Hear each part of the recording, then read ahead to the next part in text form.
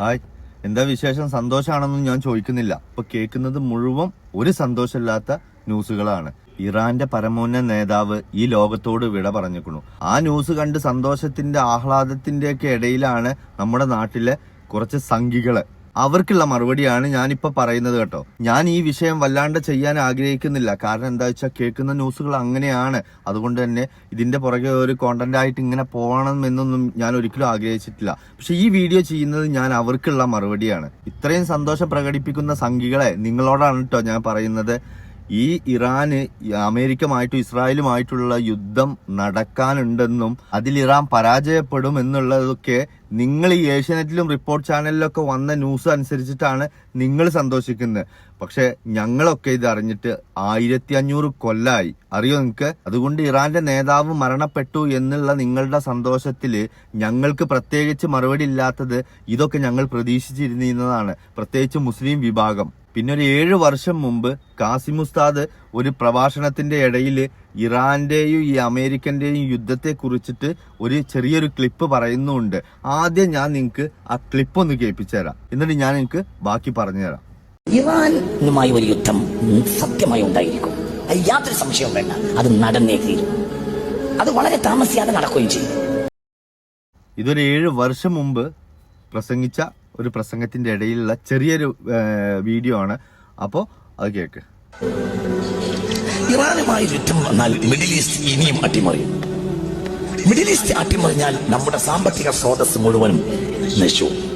ഈ ഇറാനുമായിട്ട് യുദ്ധം നടന്നു കഴിഞ്ഞിട്ടുണ്ടെങ്കിൽ മിഡിൽ ഈസ്റ്റ് മുഴുവൻ നശിച്ചു പോകും. അത് കാരണം നമ്മൾ ഒരുപാട് പ്രയാസങ്ങളിൽ പെടും, സാമ്പത്തികമായിട്ടും അല്ലാതെ ആയിട്ടും. അറബ് രാജ്യങ്ങളുടെ തകർച്ച കാണാനാണല്ലോ ഈ നമ്മുടെ നാട്ടിലെ ഓരോ സംഖ്യകളും ജീവിച്ചിരിക്കുന്നത്. അപ്പോ നിങ്ങൾ ഇതും കൂടി ഒന്ന് കേട്ടോ. അതുകൊണ്ട് എക്കണോമിക്കൽ സിസ്റ്റത്തെ കൃത്യമാക്കാൻ നമ്മൾ പഠിക്കണം. സൂക്ഷിച്ച് ചെലവഴിക്കാൻ പഠിച്ചവർക്ക് ദാരിദ്ര്യം വരികയില്ലെന്ന് മുഹമ്മദ് മുസ്തഫ. ഇത് നിങ്ങളൊന്നും കൂടി ശ്രദ്ധിക്കണം. ഞാനിത് വളരെ പണ്ടേ നിങ്ങളോട് പറയുന്നുണ്ട്. ഇനി ഒരു യുദ്ധം ഉണ്ടാവുകയാണെങ്കിൽ അത് ഇറാൻ. ഞാൻ 2000 മുതൽ പറയുന്ന വർത്താനാണ്. പഴയ കേസറ്റോ 2000 മുതൽ മൂപ്പര് പറയുന്നുണ്ട്. പക്ഷെ ഈ ക്ലിപ്പ് ഒരു 7 വർഷം മുമ്പുള്ളതാ. കേട്ടാ അടുത്ത യുദ്ധം ഇറാനുമായാണ്. അത് ഭയാനകമായിരിക്കും.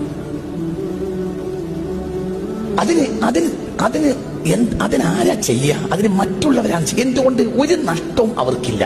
നഷ്ടം ആർക്കുള്ളത്? പറ, ആർക്കാ നഷ്ടം സംഭവിക്കുക? മുസ്ലിമീങ്ങൾക്ക്. ഇറാൻ ഇനി ഒരിക്കലും അമേരിക്കയെ തിരിച്ചടിക്കില്ല. ഇറാൻ തിരിച്ചടിക്കുകയാണെങ്കിൽ തിരിച്ചടിക്കുക എങ്ങനെയായിരിക്കും?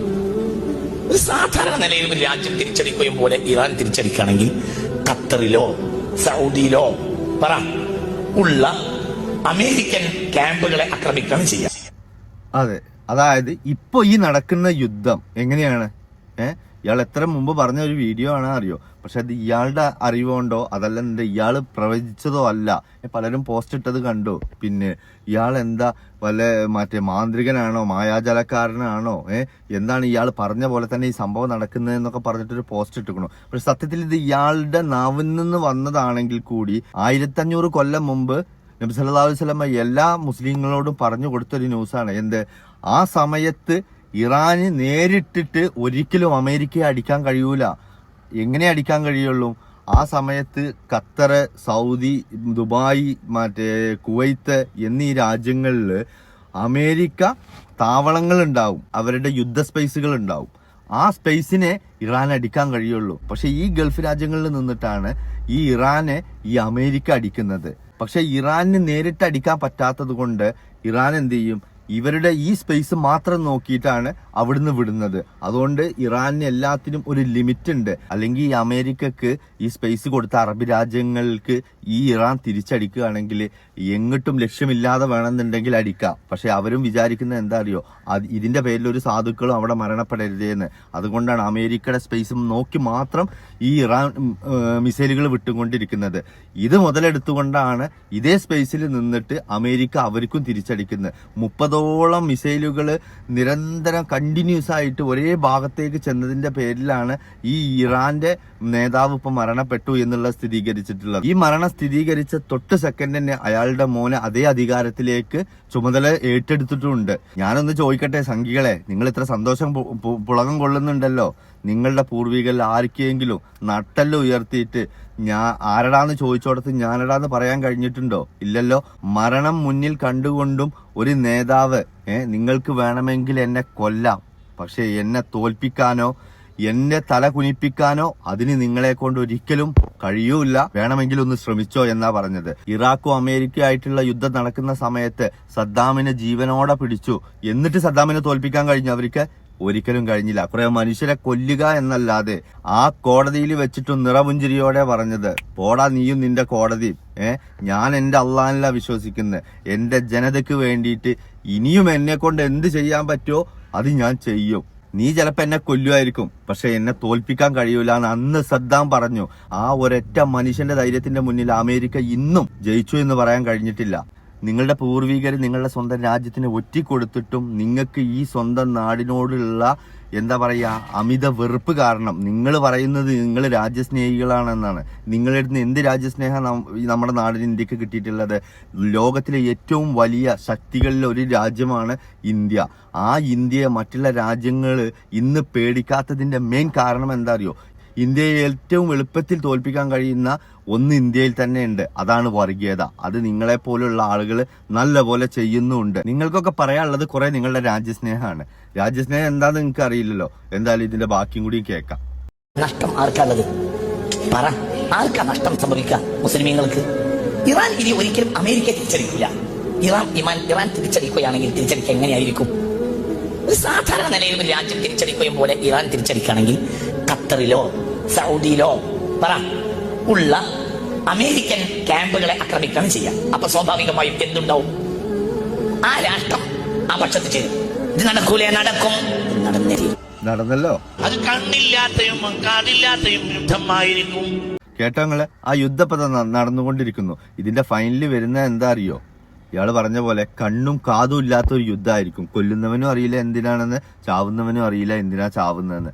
അങ്ങനത്തെ ഒരു യുദ്ധം വരാണ്ട്. ഇത് ലോകത്തിന്റെ തകർച്ചയുടെ തുടക്കം, വെറും സ്റ്റാർട്ടിങ് മാത്രമാണ്. ഇതൊക്കെ ഒരുവിധപ്പെട്ട മുസ്ലിങ്ങൾ പഠിച്ച കാര്യങ്ങളാണ്. ഇനി എന്താണ് നടക്കാൻ പോകുന്നത് എന്നുള്ളത്. അതുകൊണ്ട് സംഘികളെ നിങ്ങളോടാ പറയുന്നത്, കേരള സ്റ്റോറി പോലത്തെ ഇല്ലാത്ത സ്റ്റോറികൾ ഉണ്ടാക്കി നിങ്ങൾ സ്വയം സന്തോഷിച്ചോ. ഒരു സ്കൂളിനകത്ത് 40 കുട്ടികൾ പെട്ടു ഇറാനില്. അതിന്റെ അടിയിൽ വന്ന കമന്റുകളെ ഇവിടെ ഒന്നും കാണിക്കാൻ പോലും പറ്റൂല. കാരണം അത്രയും മോശം അവരുടെ സന്തോഷ പ്രകടനം കണ്ടിട്ട് ഒരു കൽബുറപ്പില്ലൊരു മനുഷ്യനെ സഹിക്കൂല. എന്ത് ജന്മങ്ങളാണ് ഇവറ്റാന്നുള്ളത് ആർക്കും അറിയില്ല. ഇവനൊക്കെ ഇവന്റെ മുറ്റത്ത് വന്നിട്ട് ആരെങ്കിലും എന്തെങ്കിലും ചെയ്താലേ ഇവനൊക്കെ എന്താ പറയാ കണ്ണു തുറക്കൂ. മറ്റുള്ളവന്റെ വിഷമത്തിലും ഇടങ്ങേറിലും എല്ലാം ഇത്ര അധികം സന്തോഷിക്കുന്നവനെ മനുഷ്യനെന്ന് ഞാൻ ഒരിക്കലും വിളിക്കൂല. ഇന്ത്യ എന്ന് പറയുന്ന ഈ രാജ്യത്തിന്റെ ഏറ്റവും വലിയ നാശാണ് RSS, BJP, തീവ്രവാദികള്. അവരെ ഇടയിൽ നിന്ന് നമ്മൾ സൂക്ഷിച്ച് ജീവിക്കേണ്ട ഒരു കാലത്തിലൂടെയാണ് ഇപ്പൊ നമ്മൾ പോകുന്നത്. അവരുടെ ഈ സന്തോഷത്തിന്റെ ഇടയിൽ എനിക്ക് ഒറ്റ കാര്യം പറയുള്ളൂ. അമേരിക്കയുമായുള്ള ഈ യുദ്ധം തുടങ്ങിക്കഴിഞ്ഞാൽ എന്റെ മരണം ഉറപ്പാണ് എന്ന് സ്വയം അറിഞ്ഞുകൊണ്ട് ജീവിച്ചിരുന്ന ഒരു മനുഷ്യനാണ്. അതുകൊണ്ട് തന്നെ എന്റെ മരണശേഷം ഇനി അടുത്ത പിൻഗാമി ആര് എന്നുള്ളത് പോലും നിശ്ചയിച്ചിട്ടാണ് ആ മനുഷ്യൻ ഈ മണ്ണിൽ നിന്ന് യാത്രയായിട്ടുള്ളത്. അദ്ദേഹം ഒളിച്ചിരുന്നില്ല, അദ്ദേഹം ഭയം നോടിയതുമില്ല. തന്റെ ജനതയുടെ കാവലാളായി രണഭൂമിയിൽ തന്നെ തല ഉയർത്തി നിന്നു. അതാണ് യഥാർത്ഥ പോരാളി, അതാണ് ധീരൻ. അതാദ്യം നിങ്ങൾ മനസ്സിലാക്കണം. ധീരന്മാർ ഒരു വട്ടേ മരിക്കൂ, ഭീരുക്കളാണ് ഇതുപോലെ മരിച്ച് ജീവിക്കുന്നത്. അപ്പൊ സംഘികളെ, ഇനി ഇതിൽ കൂടുതൽ എന്തെങ്കിലും സംശയം നിങ്ങൾക്ക് ഉണ്ടെങ്കിൽ നിങ്ങളുടെ പൂർവികരെ എടുത്തു നോക്കൂ, എന്നിട്ട് ഈ മനുഷ്യരിലേക്കൊന്ന് നോക്കൂ. അപ്പൊ അറിയും നിങ്ങൾക്ക് യഥാർത്ഥ ധീരൻ ആരാണെന്നുള്ളത്. അപ്പോ ഓക്കെ.